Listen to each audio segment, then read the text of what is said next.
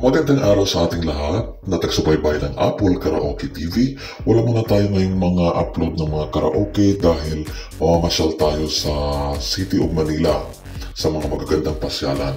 Ngayon po ay araw ng Lunes, 14 ng Abril taong 2025, ganap na alas 3 ng hapon. Nandito tayo ngayon sa loob ng Intramuros, Manila, dito sa Comelec or Palacio de Gobernador. Meron din dito yung lumang simbahan na nasa loob lang nito. Ito ay makasaysayang lugar dahil nandito nanirahan ang mga Kastila noong panahon. Hindi mawawala ang ating mga kabayo o kalesa dahil ito ay nagiging taxi noong araw dito sa Manila. Part ng kasaysayan po ito. Kaya dapat hindi sila mawala. Mga alas 5 ng hapon, pumasya na naman kami rito sa Calao Street pa rin, dito sa National Museum. Nandito nakapreserve ang mga mahalagang mga bagay, hayop, halaman sa loob ng National Museum. Para hindi makalimutan ng ating mga sumusunod na mga henerasyon na meron tayong mga ganyan. Sa labas ng National Museum, meron tayong mga bato dyan. Tapos, ngayon, papasyalan natin ngayon ang malaking buhaya na nahuli sa Agusan, yung tinatawag natin na si Lolong. Ngayon, may lamang abangan ninyo dahil atin ang matutunghayan si Lolong sa loob ng National Museum. Tara, let's go! Ito muna ang iskal ng kalabaw.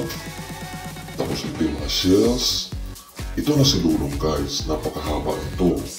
Hindi kaya buhati ng 10 tao, mga 20 pataas ang kaya bumuhat nito. Napaka haba nitong buhaya na to.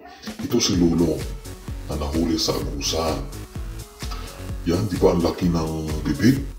Laki ng mga ngipin? O di ba ang liliit ng mga tao? Kita niyo yan? Ito naman ang ating kalabaw. Di ba? Kalabaw or tamaraw ho yan. At sobrang dami nating makikita mga hayop, halaman, bagay, bato, painting, lahat-lahat dito sa loob ng National Museum, hindi na kaya sa memory natin. Pero sa mga nakaraang video ko, marami akong nakunan dito ng mga videos na mga pang-souvenir po natin. At ilang munang titingnan dito, yung mga konting mahalagang bagay lamang. Yung mga hayop, tulad ng mga bayawak na yan. Naku, sarap sa adobo niya. Nandun dito yung mga paniki, mga baboy damo. O ayan, di ba? Mga daga na maliliit. Meron din tayo mga manok dito. Ayan. Meron din tayo mga ibon na nasa puno ng kawayan. Meron din crocodile dyan. Ito yung ating mga kalabaw na nag-aararo sa ating mga kabukiran, sa ating mga bukirin. At ito naman ang pinakasentro ng National Museum. Nasa loob, nasa gitna po ito. Parang 5th floor ata to, 5th floor. Pamilog lang po ito. Ikot-ikutin mo yan. Sobrang daming makikita natin ng mga mahalagang bagay na nasa loob ng National Museum. At saka yung mga malalaking isda, malalaking yan, makikita na natin ito, yung tinik ng malalaking isda na nasa dagat natin. Napakalaki nito, napakahaba nito. Pag nakita tayo nito, lunok talaga tayo nito, kaya tayong kainin ito, lunokin dito. Kaya, kung gusto nyo panoorin yung ibang mga hayop, mga halaman, nandoon sa last video ko. Ngayon naman, since hapon na mag-aalas 6 na, nandito na naman tayo sa Luneta Park or known as Rizal Park. Ito yung fountain nila. Ito yung maganda to. Mga alas 7, may ilaw po yan. Napakaganda niyan tingnan. Yun ang mga dancing fountain. Ayan. Hindi ako nagtagal dyan kasi medyo madilim-dilim na.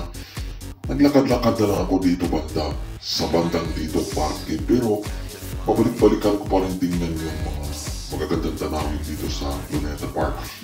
Ito marami tayong tinatawag ng mga nakatayong mga bandila ng Pilipinas. Simbolo po iyan ating identity ng ating bansa. Bago tayo, nung nasakop na tayo ng mga Espanyol, nagkaroon na tayo ng mga bandila sa katagalang panahon. Pero before that, iba ang ating watawat at mga namamahala sa atin bago dumating si Ferdinand Magellan noong March 16, 1521. Pero ang namumuno talaga sa atin nung unang panahon ay ating mga kapatid na mga king and queen dito sa ating bansa, which is known as mga ngayon ang namamahala sa atin ngayon, yung tagapagmana ng ating bansa, ang buong Southeast Asia, na si King Mamay Abdurrahjak at Queen Helen Abdurrahjak. Sila ang namamahala dito sa atin. At ito yung loob ng Luneta Park. Marami tayong mga punong kahoy na pwedeng masisilungan sa panahon ng mga tag-init. At dito, andito yung mga ilaw. May ilaw na po sa mga oras na ito dahil mga 6:30 na to. At nilapitan ko na talaga ang pinakamalaking bandila dito sa Luneta Park.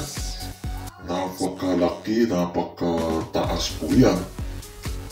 Kung nandito naman ako sa kabilang banda para makita ko yung matayo na bandila ng Pilipinas nandito sa Luneta Park or known as Rizal Park.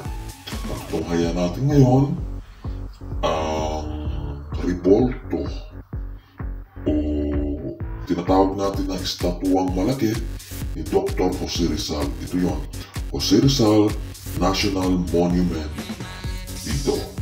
Ito yung malayuan, pero i-zoom natin yan para makita ninyo ang malapitan. Kaya maraming salamat sa taga-subaybay ng Apple Karaoke TV. Wala muna tayong mga upload sa mga parang iyon dahil isisingit natin ang mga magagandang lugar sa ating bansa kung saan ang ating mapupuntahan. Kaya ito yung napakalaking flag na to. Thank you.